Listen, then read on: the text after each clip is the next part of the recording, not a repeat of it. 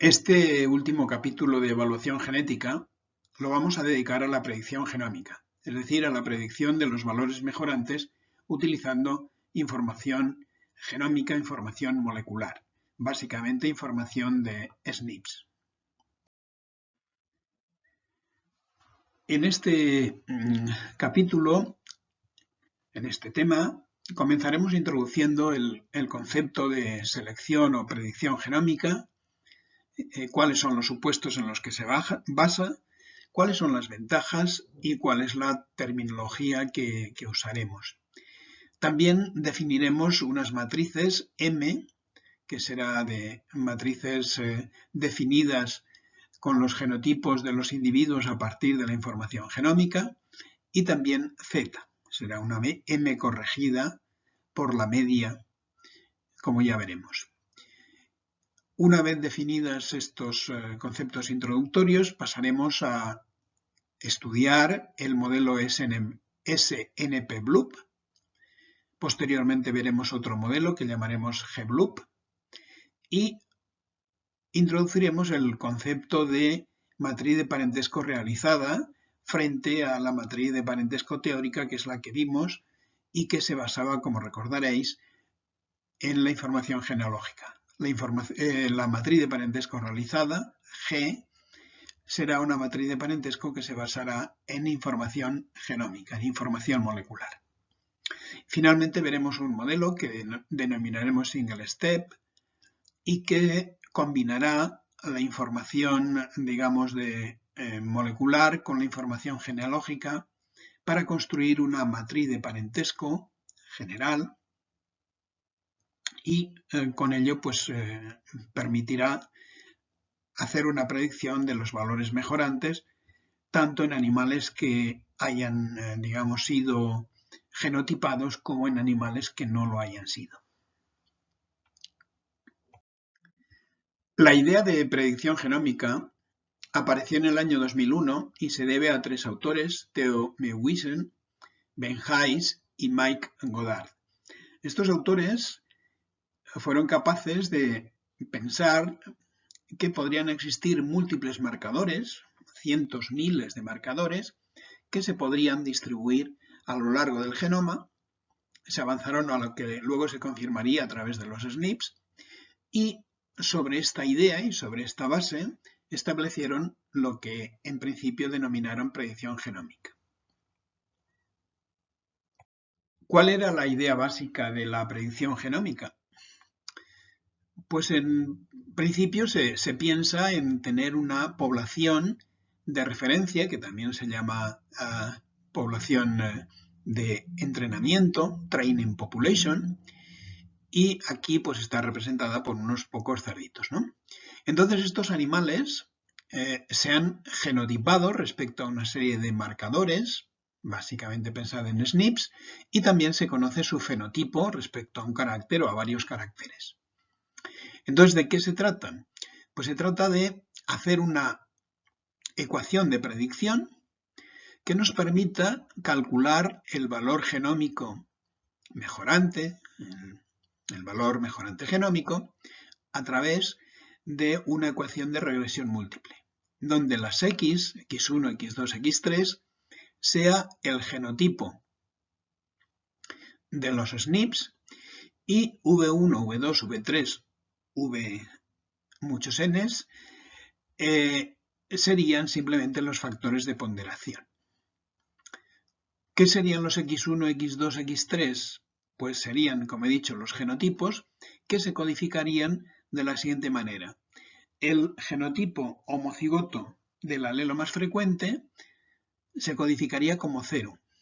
El heterocigoto se codificaría como 1 y el homocigoto del alelo menos frecuente sería el que se codificaría como 2, de una manera que ya hemos visto hacer previamente en otras ocasiones.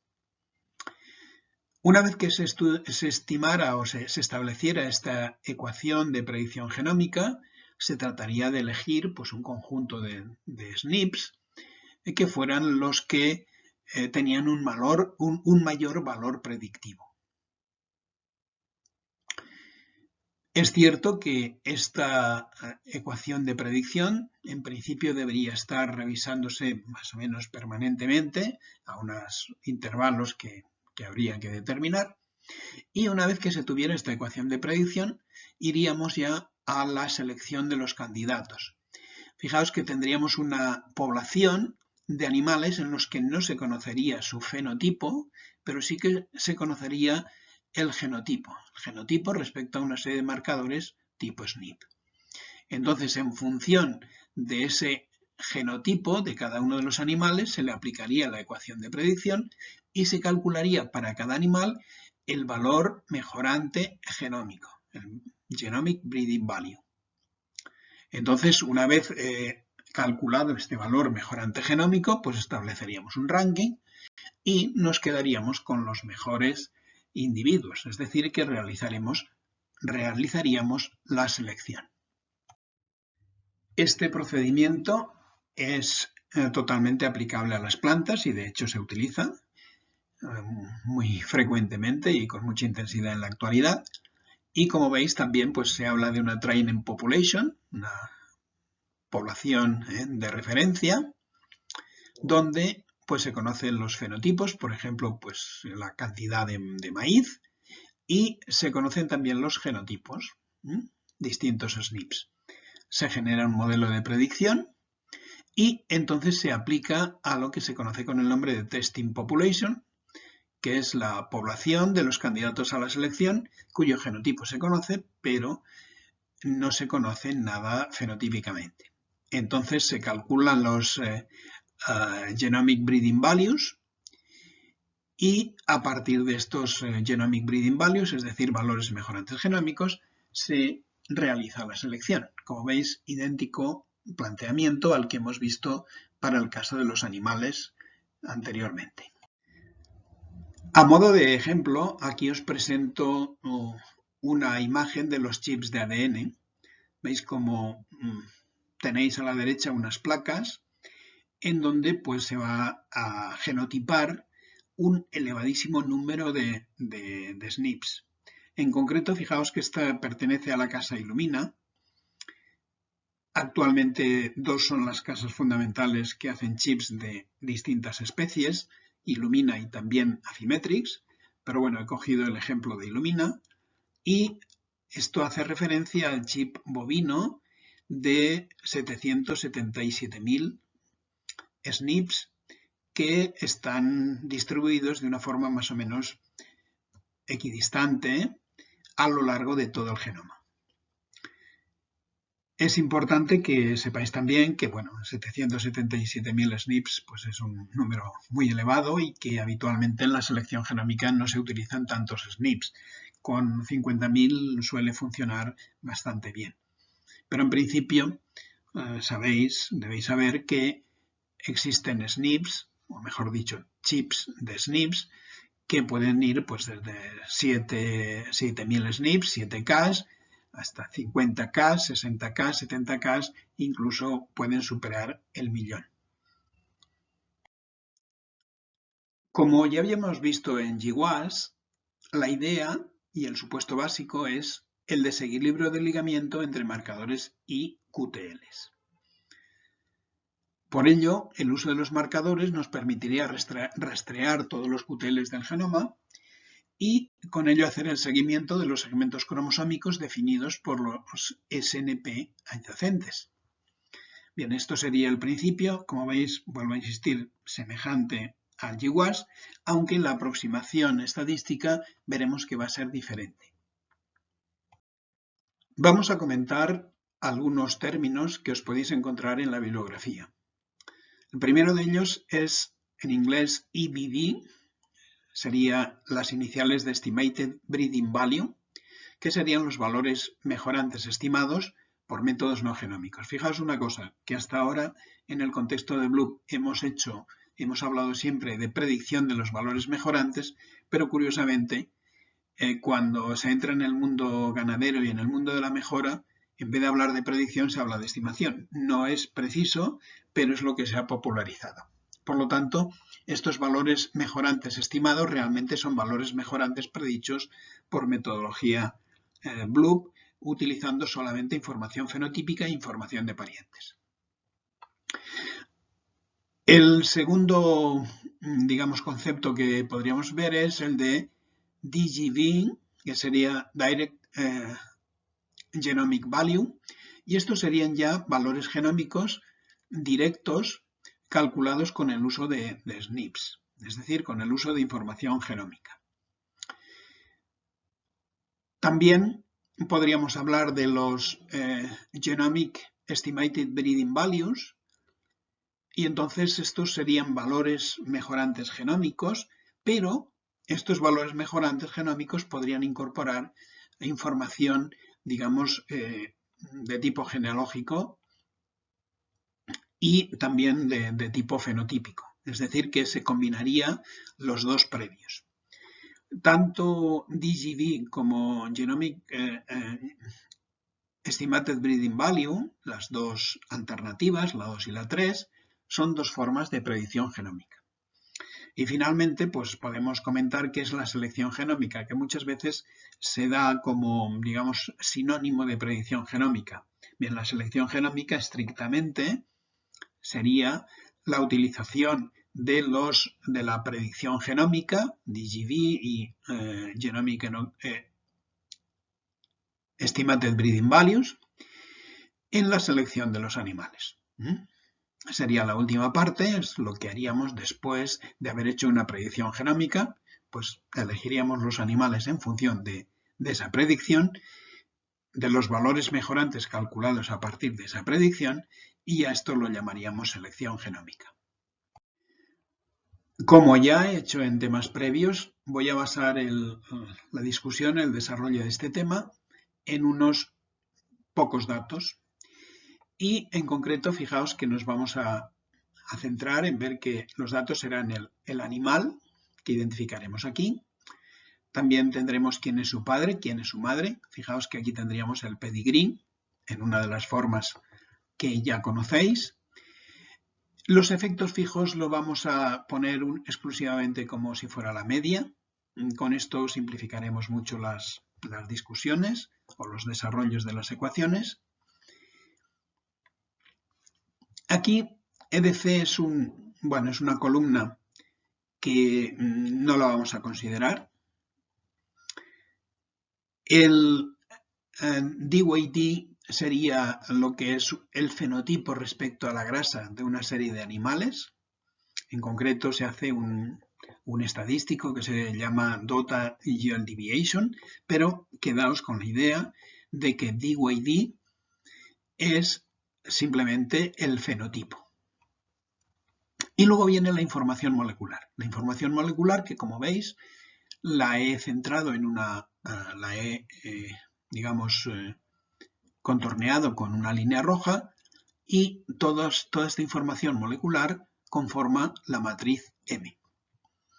Esta matriz M contiene los genotipos de los SNPs para cada uno de los individuos.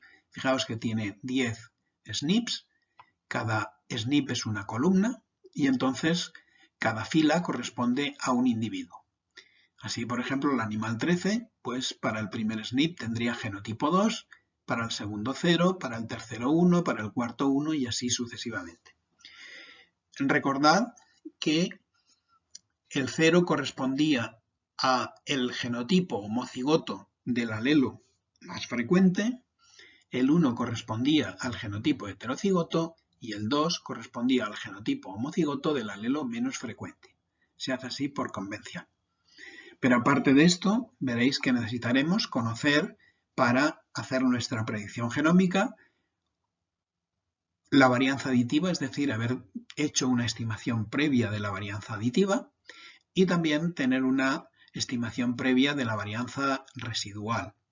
En este caso en concreto y para este ejemplo, que lo podéis encontrar en el libro de Emrode del año 2014, pues he cogido los números que él mismo da, 35,241 kilos al cuadrado para la varianza aditiva y 245 kilos al cuadrado para la varianza residual.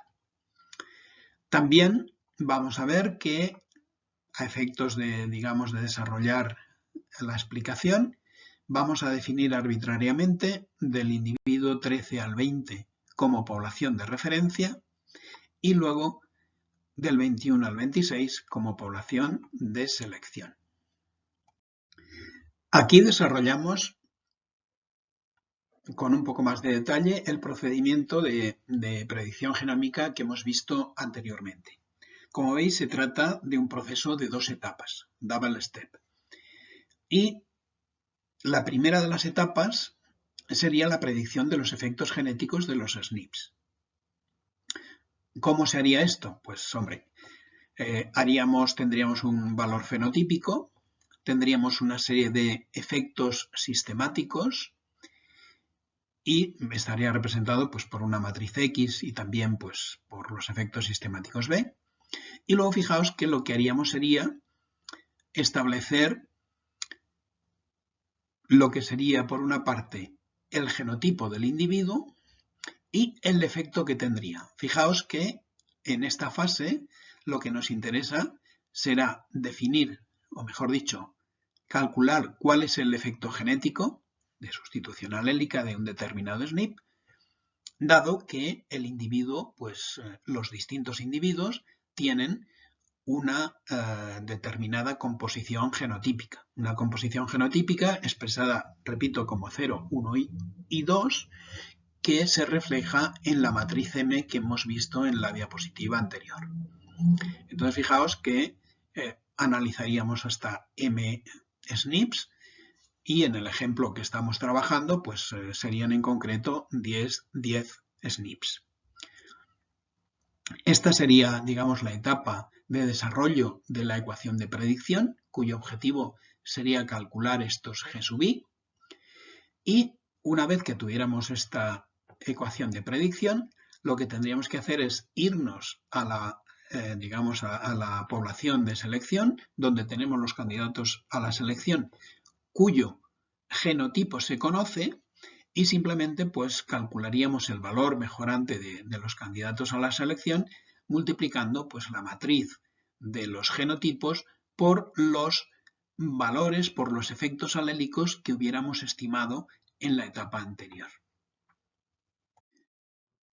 Un matiz importante que debemos considerar es la diferencia que existe entre la predicción genómica y GWAS. En GWAS, recordáis que lo que se hacía era una regresión por cada uno de los SNPs para detectar ese efecto del SNP. En el caso concreto de la predicción genómica, lo que hacemos es una ecuación de regresión múltiple donde entran todos los SNPs. Por ejemplo, nos podemos encontrar con que si tenemos 3.000 individuos fenotipados y tenemos un chip de 50.000 SNPs, la matriz M tendría 3.000 observaciones, o sea, 3.000 filas, y tendría 50.000 columnas. Como veis, la situación puede ser compleja de manejo. Ya de salida manejar esto pues requiere a veces paquetes estadísticos ya especializados en manejos de datos, de bases de datos grandes. Y como veis, esto va a originar también algunos problemas de tipo estadístico. Bien, imaginad el problema de que tenéis unos cientos, incluso unos pocos miles, que es la situación más habitual, de individuos medidos, fenotipados, pero luego utilizamos un chip que puede ser de 50.000 SNPs, de 100.000 SNPs, pero pensemos solamente en el de 50.000 y tenemos que hacer una ecuación de regresión donde se incluirán los 50.000 SNPs, los genotipos de los 50.000 SNPs y por lo tanto tenemos que calcular los Bs de cada uno de estos, digamos, genotipos. Es decir, tenemos que calcular 50.000 Bs. Esto nos lleva a un problema que ya se conoce bien en estadística porque en otros campos, por ejemplo en la meteorología, pues es algo muy frecuente, que consiste o que se denomina de large P, small n. El problema de las pequeño número de observaciones, pero con un número largo de parámetros, en este caso de coeficientes de regresión. Entonces, se nos aparecen muchas covariables con pocas observaciones y lo que se origina es una gran varianza, una gran variabilidad de los coeficientes de regresión. Y es precisamente, este es un problema estadístico complejo, que se puede abordar de distintas maneras. No las comentaremos. Si alguien quiere ver el contenido, digamos, el fundamento estadístico de esto, pues puede ver la revisión de los Campos en el año 2013, pero aquí sí que comentaremos alguna pequeña cosa.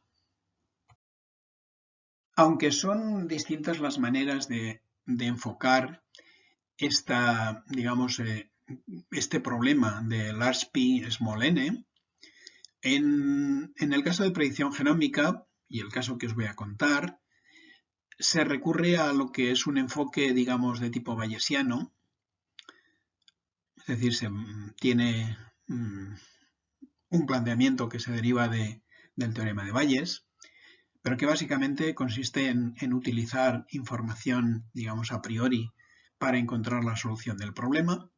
Pues en este planteamiento enfoque bayesiano lo que haremos será asumir que los efectos de los SNPs son efectos aleatorios, que además proceden a priori de una distribución normal con media cero y varianza sigma cuadrado g. Fijaos que sigma cuadrado g sería la varianza de los SNPs, de los efectos g de los SNPs.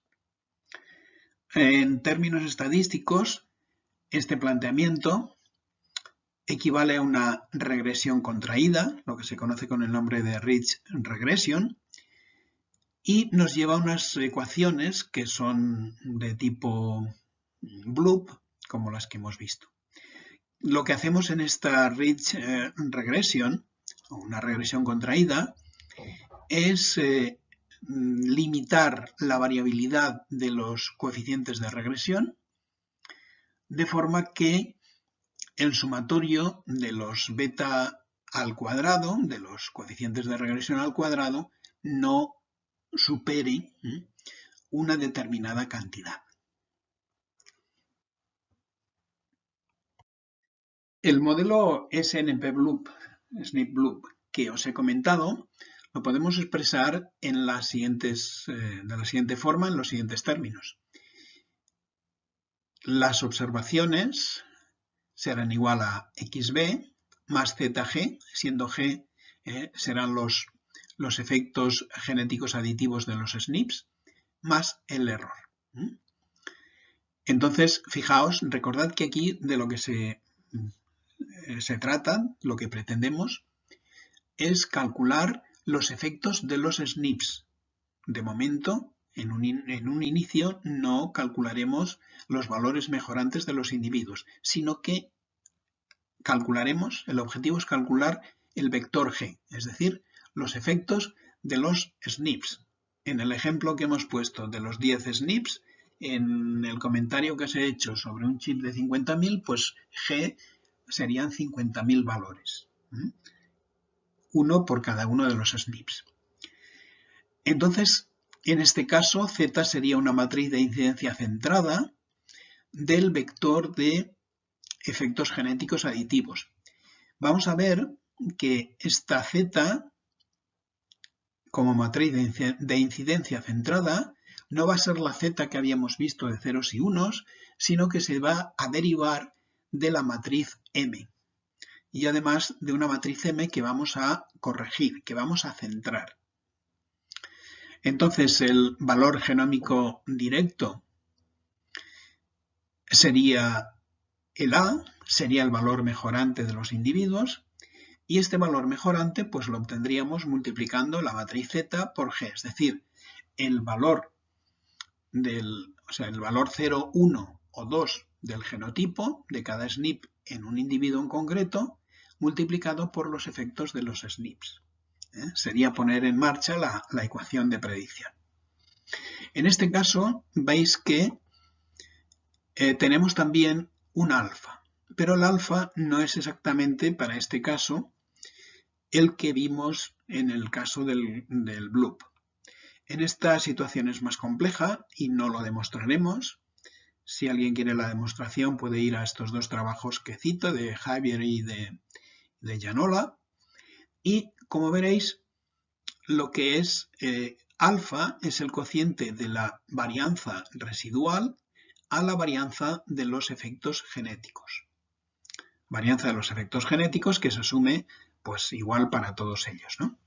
Y en concreto, este cociente, como veis, está relacionado con la inversa, mejor dicho, sí, con el cociente que habíamos visto, que era sigma cuadrado E partido por sigma cuadrado A. Este cociente lo habíamos visto ya en Bloop, pero fijaos que está multiplicado por lo que sería la heterocigosis total. Fijaos que PJ por 1 menos PJ, esto sería el equivalente a PQ, 2PQ serían los heterocigotos y si sumamos para todos los SNPs, pues tendríamos una estimación de la heterocigosis total. Por lo tanto, repito que este alfa sería sigma E partido por sigma cuadrado G y sería igual a la heterocigosis total multiplicado por una cantidad que ya conocemos, que sería sigma cuadrado E partido por sigma cuadrado A. Bien, en lo que vamos a ver a continuación, las matrices corresponderán a la población de referencia, que se referirá a los 8 primeros individuos que había en el ejemplo. Acabamos de comentar que la Z era una matriz centrada. No era la matriz convencional que estábamos viendo de ceros y unos, sino que es una matriz que se deriva de M, es decir, esa matriz que hemos comentado que tenía los contenidos génicos 0, 1 o 2 de cada uno de los SNPs. Y entonces lo que hacemos es simplemente cambiar la escala y este cambio de escala se produce restándole a cada elemento de M la media del SNP. La media del SNP que es 2P sub J, siendo J el SNP. ¿Por qué la media es esta cantidad? Pues bien, es simplemente si vamos a la tabla veis que tenemos los tres genotipos A1A1, A1A2 y A2A2 con una frecuencia de P cuadrado, de 2PQ y de Q cuadrado, con un contenido génico de 2, 1 y 0, y entonces si multiplicamos la frecuencia por el contenido génico y lo sumamos, pues nos queda una media de 2P cuadrado más 2PQ, que esto se puede simplificar a 2P. Por lo tanto, fijaos que la media para cada SNP va a ser 2P, y por lo tanto va a depender de la frecuencia génica del alelo de referencia y por supuesto del otro, del SNP. Estas medias se pueden colocar en un vector P minúscula, y entonces si nosotros nos fijamos en una de las filas de la matriz Z, que le llamaremos Z minúscula prima sub I, pues sería igual a la misma fila de la matriz M, a la cual le habríamos quitado los elementos de P, es decir, a cada elemento de esta fila le quitaríamos la media correspondiente al SNP. ¿Qué es lo que hace que esta Z sea centrada? Pues bueno, que la suma y la media de cada columna Z va a ser 0. También luego la media de los valores mejorantes será 0. Y la única cosa que debemos tener en cuenta es que en principio las frecuencias alélicas deberían ser las de la población base, pero esto no siempre es posible tenerlo y normalmente pues, se utilizan las de la generación que tenemos. Hemos comentado también que en el método SNP-Bloop se asumía que los efectos de los SNPs tenían una distribución normal. Esta asunción, este supuesto de normalidad, también se da en un modelo que vamos a ver a continuación, que es el G-Bloop, pero existen otras alternativas de distribución que hipotéticamente podrían tener los efectos de los SNPs, de cada uno de los SNPs.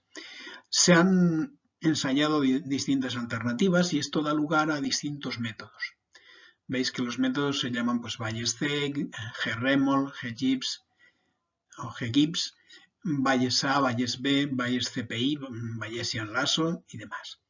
Fijaos que difieren en la distribución de los efectos de los SNPs que se asume. En el primero de los casos sería una distribución normal, en el segundo normal con varianzas desconocidas, en el tercero una t-de-Student, una mixtura de distribuciones T, una mixtura de distribuciones normales, doble exponencial, mixtura de distribuciones normales grandes y pequeñas. Bien.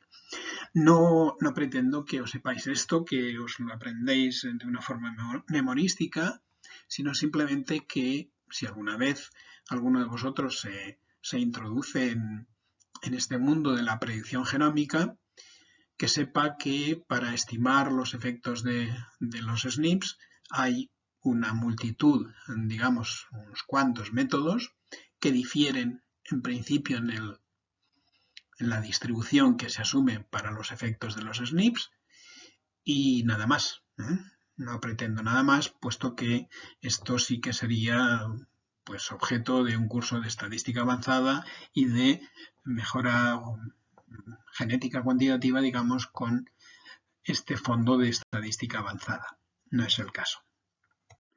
Hemos visto el modelo SNP-BLUP que nos permitía estimar los valores, los efectos de los SNPs y hemos dicho que a partir de la estimación de los efectos de estos SNPs, pues lo que hacíamos era obtener el valor mejorante de individuos que hayan sido genotipados aunque no se conozca su fenotipo. No obstante, también nos podríamos encontrar con una situación en la que conociéramos el fenotipo. Imaginad que no conocemos el parentesco, digamos, genealógico, no conocemos la genealogía de los individuos, pero sí que estos individuos han sido genotipados. Es decir, que se conoce esa matriz M de ceros, unos y doses para cada uno de los individuos. Y entonces esto nos va a permitir que en las ecuaciones de modelo mixto convencionales que habíamos visto hasta ahora, en vez de utilizar la matriz de parentesco, en concreto la inversa de la matriz de parentesco,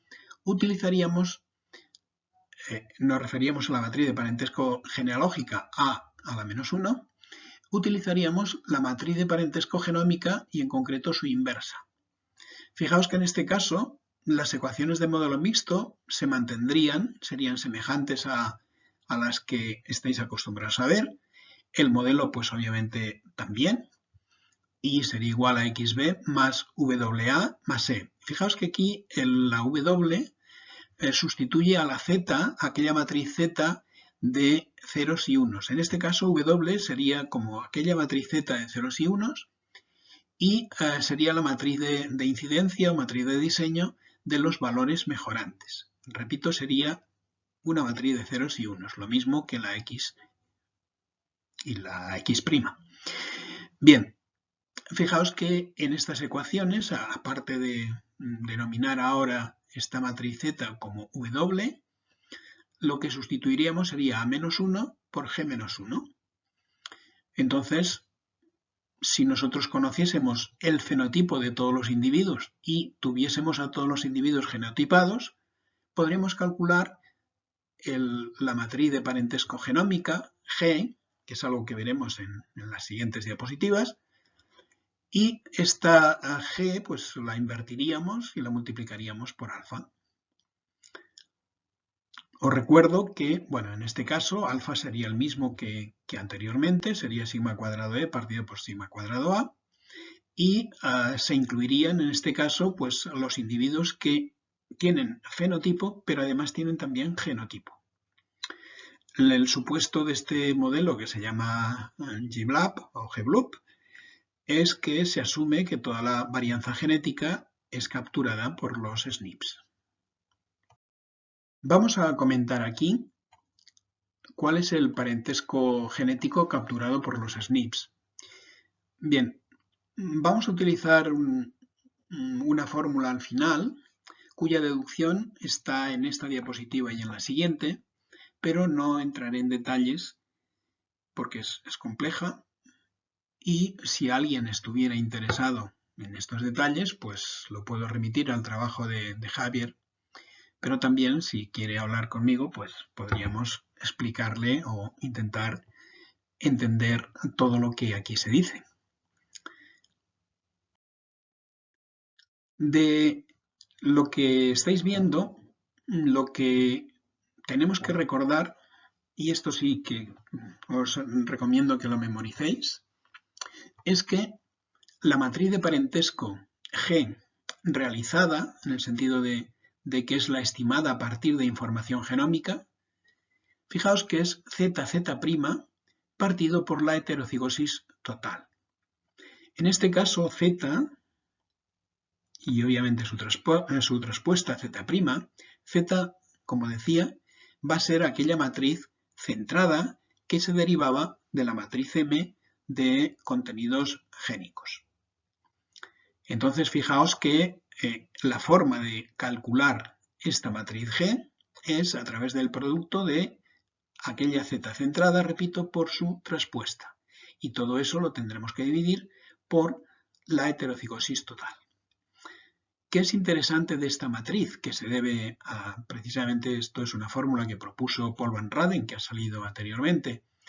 Pues lo interesante de esta matriz es que su valor esperado, como podréis deducir si seguís con detalle las dos diapositivas, la 15 y la 16, su valor esperado es precisamente la matriz de parentesco genealógica. Es decir, que aquí tendríamos, por una parte, lo que sería la matriz de parentesco genealógica, la A, sería, digamos, el parentesco teórico que cabría esperar entre dos individuos. Por ejemplo, si los individuos son hermanos, el elemento correspondiente en A, pues sería, como sabéis, 0,5.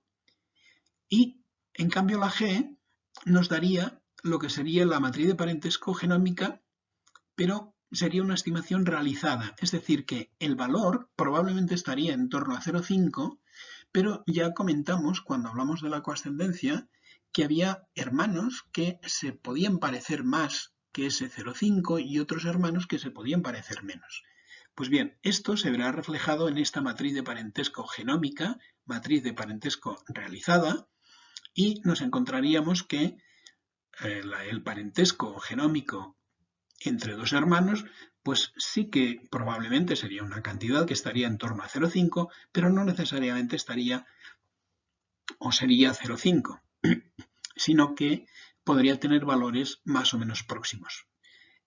Mayores de 0,5 cuando realmente pues esto nos indicaría que los individuos serían más hermanos, imaginad que fueran hermanos carnales, y si era menor que 0,5 pues serían también hermanos carnales, pero su parentesco real no sería 0,5, sino que sería una cantidad menor. Fijaos que esto nos implicaría una mayor precisión en lo que sería la estimación de los parentescos.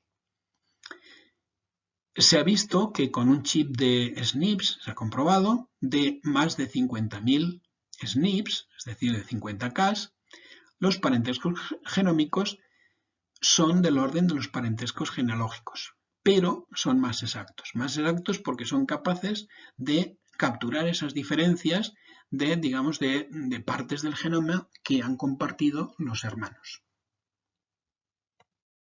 ¿Cuáles son las ventajas de la evaluación o predicción genómica? Pues por una parte tiene una mayor precisión de los valores mejorantes genómicos en relación con lo que sería la predicción realizada a partir de la media genética de los padres. Pensad que lo que se espera de un individuo es que tenga la semisuma de los valores mejorantes de ambos padres. Pues bien, esto que es un valor esperado, por el hecho de que cada progenitor transmite a la descendencia la mitad de su patrimonio genético, en el caso de una valoración o predicción genómica, lo que sucede es que la precisión es superior. También, como podéis pensar de lo que hemos comentado anteriormente, la evaluación genómica captura la diferencia en el mérito genómico de los hermanos completos. Los hermanos completos, pues unos son más hermanos y otros un poco menos hermanos. Pues esta diferencia está, digamos, introducida en la matriz genómica, se contempla en la matriz genómica y esto hace que se asigne con mayor precisión el valor mejorante a los distintos hermanos, sobre todo en el caso de que sean hermanos carnales. También se ha visto, y esto es una cuestión que se ha hecho pues mirando distintos tipos de simulaciones, que la evaluación genómica presenta una mayor precisión en caracteres de baja heredabilidad y, al igual que en la evaluación genealógica, que es la que hemos comentado en el primer punto, se reduciría el intervalo generacional. Este es un concepto que veremos más adelante cuando hablemos de la selección, pero ya os puedo decir que es el tiempo que transcurre entre dos puntos fisiológicos, digamos, entre el mismo punto fisiológico de dos generaciones consecutivas. Imaginemos ahora una nueva situación. Una nueva situación que es frecuente en las empresas de selección de ganado porcino, de cerdos, pero también en la selección, por ejemplo, de vacuno de carne. La situación es la siguiente. Imaginad que hay una serie de individuos antiguos que fueron fenotipados, es decir, que se conoce su fenotipo, su producción, pero que no se hizo, pues por razones obvias, porque en esos momentos no se hacía, el genotipado.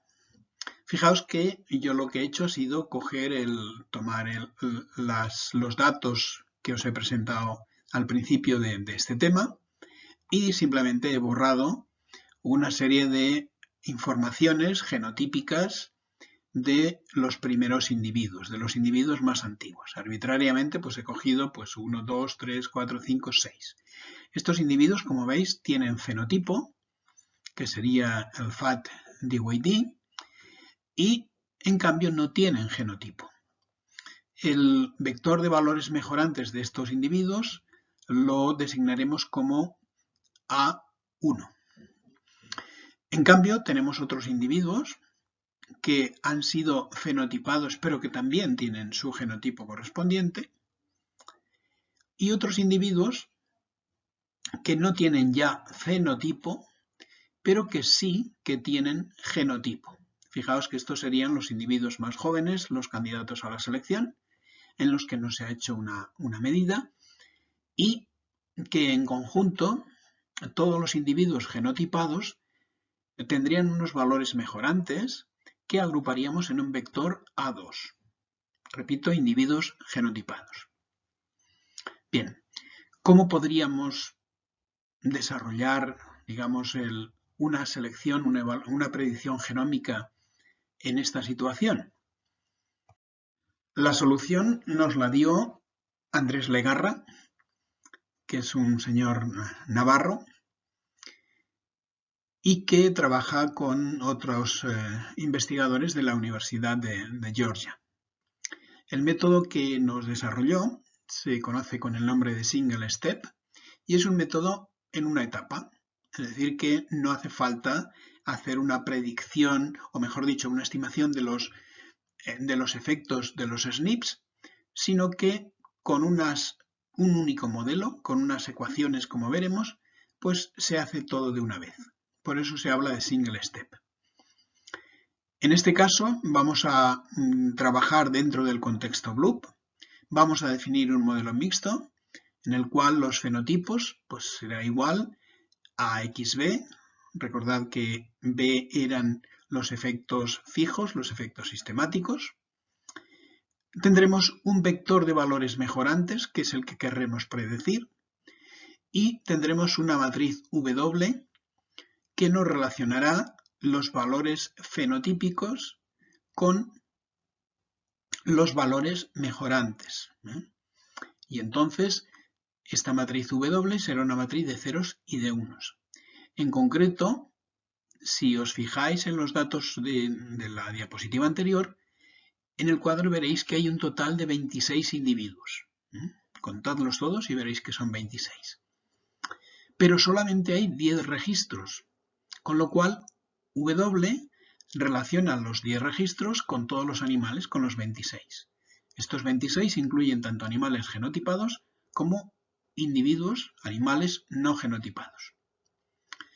Entonces, si hacemos la subdivisión, como hemos dicho anteriormente, del vector de valores mejorantes en un vector de los individuos no genotipados, que sería A1, y los individuos genotipados, que serían el vector A2, individuos no genotipados serían 17, y en cambio los individuos genotipados serían 9, pues entonces la matriz de parentesco la podríamos subdividir en 4 submatrices, donde A1 pues serían el parentesco entre los individuos no genotipados, A2 nos recogería el parentesco entre los individuos genotipados, y A1, A2 y A2A1 pues nos cogería la relación de parentesco entre los individuos genotipados y los no genotipados.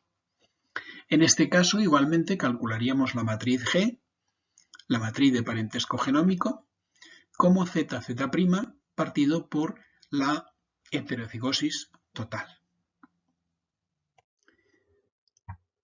Legarra y colegas de Georgia, pero también al año siguiente Christensen y Lund, llegaron a la conclusión, llegaron a demostrar que la varianza del vector de valores mejorantes, que se había, digamos, subdividido en dos subvectores A1 y A2, era igual a una matriz H por la varianza aditiva.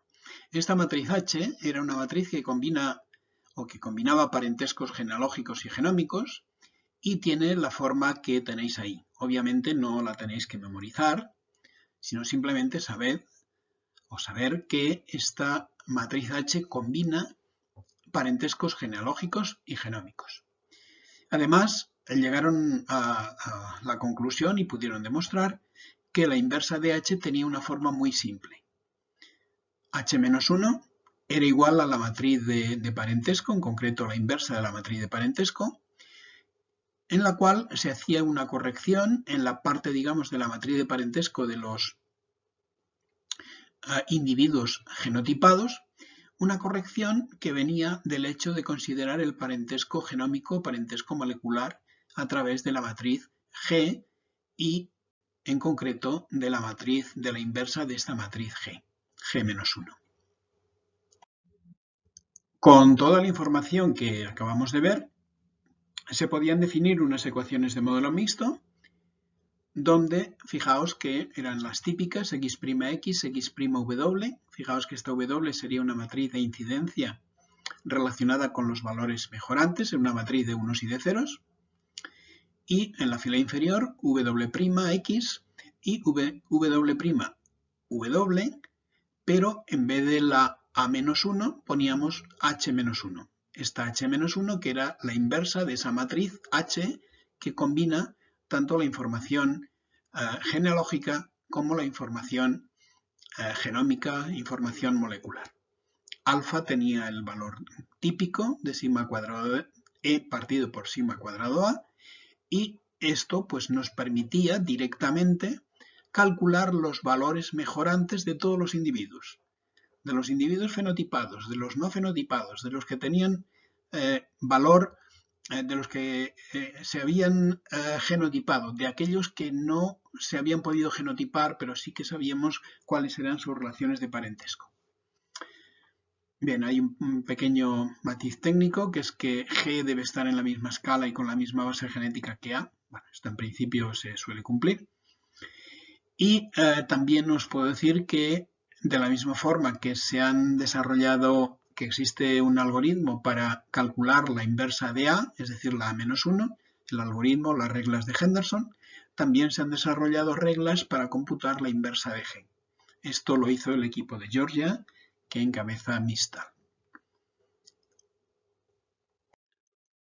Con esta última ecuación acabamos el capítulo amplio de predicción del valor mejorante, de evaluación genética, en el que os recuerdo que hemos visto la metodología de índices de selección, hemos desarrollado con cierto detalle el modelo animal dentro del contexto de la metodología Bloom, y en este último tema pues hemos repasado distintos métodos de incluir, o distintas maneras de incluir la información genómica en la evaluación de los individuos.